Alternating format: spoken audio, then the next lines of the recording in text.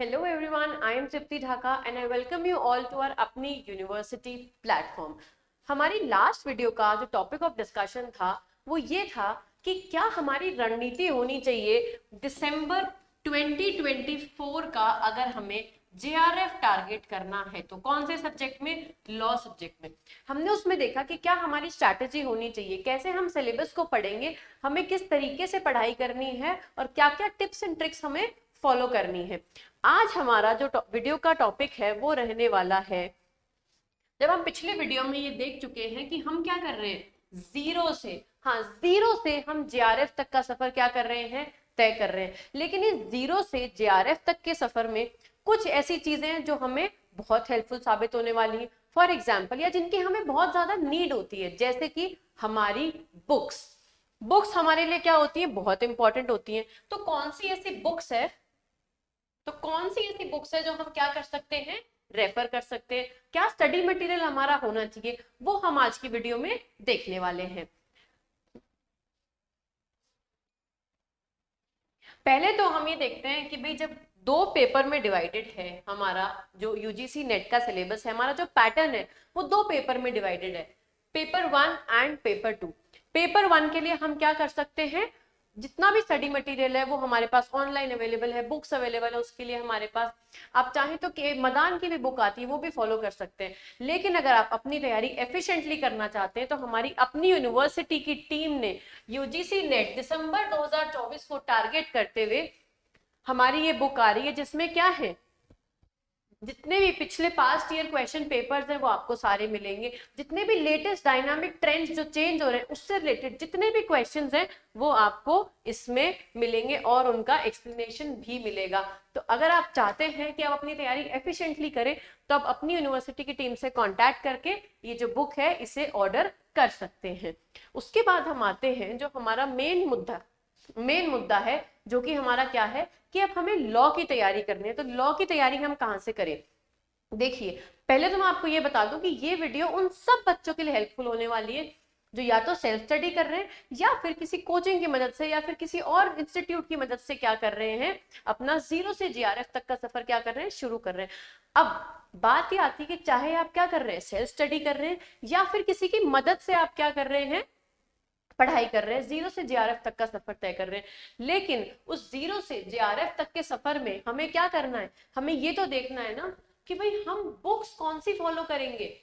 बिना बुक्स के हमारा क्या है, काम नहीं चलता है। मैं क्या हूं, मैं तो भाई बहुत ओल्ड स्कूल हूं, मैं तो बिना बुक्स के पेन पेपर जब तक मेरे हाथ में नहीं आता तब तक मुझे वो पढ़ाई वाली फीलिंग नहीं आती, चाहे आप कितना ही ऑनलाइन आपके पास मटेरियल अवेलेबल क्यों ना हो। और एक लॉ स्टूडेंट के लिए तो उसकी बुक्स, उसकी बैरक्स क्या होती है, सोल होती है, हार्ट एंड सोल होती है हमारे लिए वो तो हमारा। अब हम देखते हैं कि हमारा जो पहली जो यूनिट थी यूजीसी नेट की, लॉ की, वो क्या है, जूरिस्प्रूडेंस। अब जूरिस्प्रूडेंस के लिए आप क्या कर सकते हैं, मेरी पर्सनल फेवरेट है एनवी प्रांजपई। आप क्या कर सकते हैं, एनवी प्रांजपई फॉलो कर सकते हैं। या फिर अगर आप चाहें तो वीडी महाजन की भी बुक जो है वो काफी अच्छी है। अब आप क्या करेंगे, आप इस पूरी बुक को आपको नहीं पढ़ना है, आपको क्या करना है, इसमें से शॉर्ट शॉर्ट नोट्स खुद के निकालने हैं। चाहे आप सेल्फ स्टडी कर रहे हैं, आप किसी इंस्टीट्यूट की मदद से पढ़ रहे हैं, आपको खुद के, जब तक आपके पास अपने हैंड रिटन नोट्स नहीं होंगे तब तक आप अच्छे से नहीं पढ़ते। हैंड रिटन नोट से क्या होता है, जब भी एग्जाम आता है तो आप क्या होता है कि अपने, अगर आप छोटे छोटे दो दो पन्नों के भी अगर आप एक एक यूनिट के नोट्स बनाते हो या फिर चार पन्नों के बनाते हो तो वो लास्ट टाइम में आपके लिए बहुत ज्यादा हेल्पफुल होते हैं। ठीक है, तो जूरिस्प्रूडेंस की हमारे पास बुक थी एनवी प्रांजपई या फिर वीडी महाजन। फिर हमारे पास आता है constitutional law and administrative law. Constitutional law के लिए आप क्या कर सकते हैं, अगर आपको बहुत ज्यादा बल्कि बुक नहीं पढ़नी है तो आप you can go for J N Pandey. J N Pandey में बहुत ही कंसाइज तरीके से जो जो इंपॉर्टेंट है वो उसमें सब दे रखा है और वो बुक बहुत ही इजी लैंग्वेज में दे रखी है, मतलब उसको कोई भी समझ सकता है। जो बच्चा लॉ बैकग्राउंड से नहीं है वो भी अगर जेएन पांडे पढ़ना चाहे और अगर वो पढ़े तो उसको समझ आ जाएगा कि क्या दे रखा है।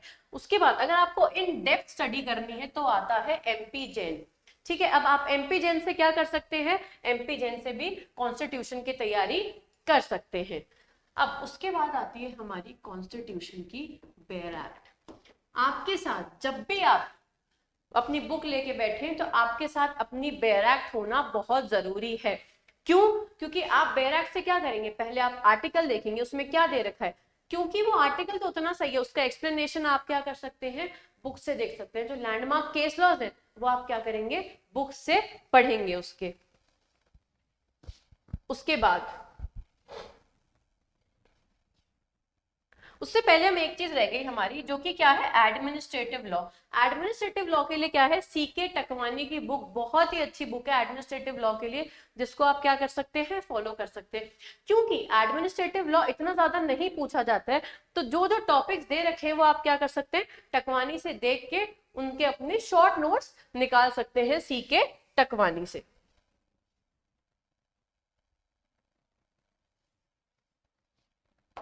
नेक्स्ट नेक्स्ट आता है हमारा public international law and international humanitarian law.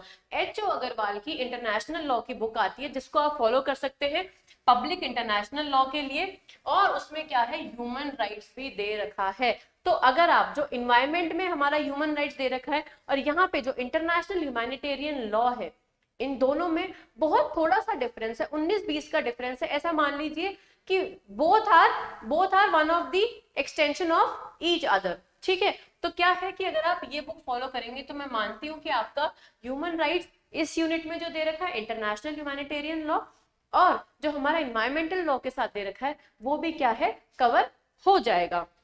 उसके बाद एस के कपूर की भी इंटरनेशनल लॉ की बुक आती है, ये भी बहुत अच्छी बुक है, ये मेरी पर्सनल फेवरेट है पब्लिक इंटरनेशनल लॉ के लिए। और ये क्या है, इसमें आपको थोड़ा शॉर्ट कंसाइज वे में दे रखा है, अगर आप पब्लिक इंटरनेशनल लॉ कंसाइज वे में पढ़ना चाहते हैं। क्योंकि इंटरनेशनल लॉ में बहुत बच्चों को क्या है, बहुत कम बच्चे हैं जिनको इंटरनेशनल लॉ में इंटरेस्ट आता है, और अगर हमें क्या करना है, हमें नेट के पर्सपेक्टिव से पढ़ना है, तो हम ये क्या कर सकते हैं, फॉलो कर सकते हैं। उसके बाद नेक्स्ट यूनिट हमारी आती है लॉ ऑफ क्राइम्स। अब लॉ ऑफ क्राइम्स के लिए आपके पास पहले तो दी मोस्ट इंपॉर्टेंट है कि आपके पास आईपीसी की 1860 की जो बेयर एक्ट है वो होनी चाहिए। क्यों? क्योंकि हमारी बेयर एक्ट क्या है, बहुत बहुत ज्यादा अति महत्वपूर्ण होती है हमारी किसी भी तैयारी के लिए।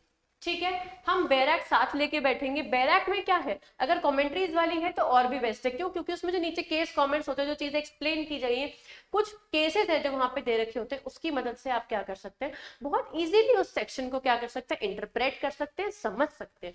उसके बाद हम चलते हैं बुक्स पे। पहली आती है केडी गौर की बुक, आप केडी गौर की बुक रेफर कर सकते हैं। उसके बाद रतनलाल धीरजलाल भी जो है आईपीसी की एक बुक आती है, जिसे आप फॉलो कर सकते हैं। नेक्स्ट उसके बाद हमारी जो यूनिट है जिसकी हमें बुक्स देखनी है, वो है लॉ ऑफ टॉर्ट्स और कंज्यूमर प्रोटेक्शन एक्ट। इसमें लॉ ऑफ टॉर्ट्स के लिए अवतार सिंह और आर के बांगिया दोनों ही बहुत अच्छी बुक है। लेकिन अगर आपको क्या है, शॉर्ट वे में पढ़ना है, कंसाइज वे में पढ़ना है, इजी लैंग्वेज में पढ़ना है, तो आप क्या कर सकते हैं, you can go for R K Bangia. और अगर आप बहुत ही इन डेप्थ या फिर आपको डिटेल में चाहिए, तो आप क्या कर सकते हैं, आप अवतार सिंह फॉलो कर सकते हैं। यूजुअली बच्चे क्या करते हैं, आर के बांगिया फॉलो करते हैं। इसमें क्या है, आपका सारा मटेरियल भी कवर हो जाता है और हमको ज्यादा इन डेप्थ पढ़ना भी नहीं पड़ता है। ठीक है, अब बात करते हैं कंज्यूमर प्रोटेक्शन एक्ट की। इसके लिए अब आर के बांगिया की बुक क्या करती है, कंज्यूमर प्रोटेक्शन एक्ट और मोटर व्हीकल एक्ट को कवर करती है। लेकिन आपको जो कंज्यूमर प्रोटेक्शन एक्ट,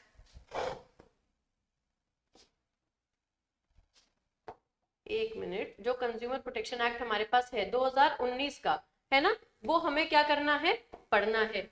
कौन सा ईयर का है हमारे पास कंज्यूमर प्रोटेक्शन एक्ट, 2019। ठीक है, कहाँ का है हमारे पास कंज्यूमर प्रोटेक्शन एक्ट 2019 का। उसके बाद हमारे पास क्या है, मोटर व्हीकल एक्ट है, जिसमें भी क्या हो चुका है, अब अमेंडमेंट हो चुका है। तो हमें पुराने वाला और नए वाला दोनों पढ़ के चलने हैं। ठीक है,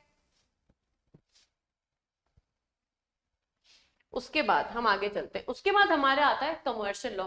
कमर्शियल लॉ में हमारे पास कौन कौन सी यूनिट्स थी, हमारे पास एक तो कौन सी यूनिट थी, कंपनी लॉ थी, कॉन्ट्रैक्ट थी, पार्टनरशिप थी, एलएलपी थी। अब आप सबसे पहले कॉन्ट्रैक्ट के लिए क्या कर सकते हैं, आर के बांगिया फॉलो कर सकते हैं। अवतार सिंह भी अगर आप चाहें तो क्या कर सकते हैं, फॉलो कर सकते हैं। आर के बांगिया क्या है, वही मैं बोलूंगी कंसाइज वे में दे रखा है, छोटा छोटा दे रखा है, सारी चीजें कवर करता है लेकिन शॉर्ट फॉर्म में। इसका मतलब ये नहीं है कि सारी चीजें क्या है, ढंग से एक्सप्लेन नहीं है, बहुत ही अच्छे से एक्सप्लेन कर रखा है। और अगर आपको इन डेप्थ पढ़ना है तो आप अवतार सिंह, अगर आपको किसी भी बुक का इन डेप्थ जाना है तो आप अवतार सिंह फॉलो कर सकते हैं। उसके बाद कंपनी लॉ की भी क्या है, अवतार सिंह आती है। अब कंपनी लॉ में जो टॉपिक्स दे रखे हैं, पर्टिकुलर टॉपिक्स दे रखे हैं, उसके लिए आप अवतार सिंह फॉलो कर सकते हैं अगर आपको कॉन्सेप्ट समझ नहीं आता है तो। अदरवाइज आप अपनी कंपनी लॉ की बेयर एक्ट पढ़े सबसे पहले, आप अपने पहले सबसे पहले सेक्शंस पढ़े, उसके बाद ही आपको क्या करना है, बुक्स पे मूव ऑन करना है। फिर आता है एलएलपी और पार्टनरशिप, वो भी आप क्या कर सकते हैं, बेयर एक्ट से देख लें कि क्या है डिफरेंसेस। अगर आप ऑनलाइन सर्च करेंगे तो उसमें क्या है, क्लियरली डिफरेंस किसी भी आप साइट पर डालेंगे कि इन तीनों में क्या डिफरेंस है, इन दोनों में रिस्पेक्टिवली क्या डिफरेंस है, वो सब आपको यहाँ पे क्या है ऑनलाइन इजीली मिल जाएगा। ये हमारा कवर होता है कमर्शियल लॉ। फिर हम देखते हैं फैमिली लॉ। फैमिली लॉ में भी क्या है, दो चीजें दे रखी हैं, एक तो है हिंदू लॉ, दूसरा है मुस्लिम लॉ। हिंदू लॉ के लिए यू कैन फॉलो पारस दीवान, ठीक है, हिंदू लॉ के लिए आप पारस दीवान फॉलो कर सकते हैं। और अगर आप मोमडन लॉ के लिए अकील अहमद क्या कर सकते हैं, रेफर कर सकते। दोनों ही बहुत अच्छी बुक्स हैं। और but the only thing here is आपको क्या करना पड़ेगा, आपको अपने शॉर्ट नोट्स बनाने पड़ेंगे। क्यों, क्योंकि बिना शॉर्ट नोट्स के क्या है कुछ नहीं होगा। क्लियर है। उसके बाद नेक्स्ट हम चलते हैं, ठीक है, नेक्स्ट हमारा है इन्वायरमेंटल और environment and human rights law. अब जो इन्वायरमेंट है और ह्यूमन राइट्स लॉ, उसके लिए हमें क्या देखना है, एक आती है एससी त्रिपाठी की बुक। एससी त्रिपाठी की बुक इन्वायरमेंटल लॉ के लिए बहुत अच्छी बुक है। इसमें आपको सारे कॉन्सेप्ट जितने भी, क्योंकि इन्वायरमेंट में क्या है ज्यादातर पीआईएल फाइल की जाती है, आपको जितनी भी अभी तक पीआईएल फाइल की गई, जितने भी लैंडमार्क केस लॉज है, सब एससी त्रिपाठी की बुक में क्या करेंगे, मिल जाएंगे। उसके बाद आता है हमारा human rights law. Human rights law के जो हमने पब्लिक इंटरनेशनल लॉ के टाइम जो बुक देखी थी, वो आप क्या कर सकते हैं, इजीली फॉलो कर सकते हैं। हम मूव ऑन कर चुके हैं हमारी लास्ट यूनिट पे।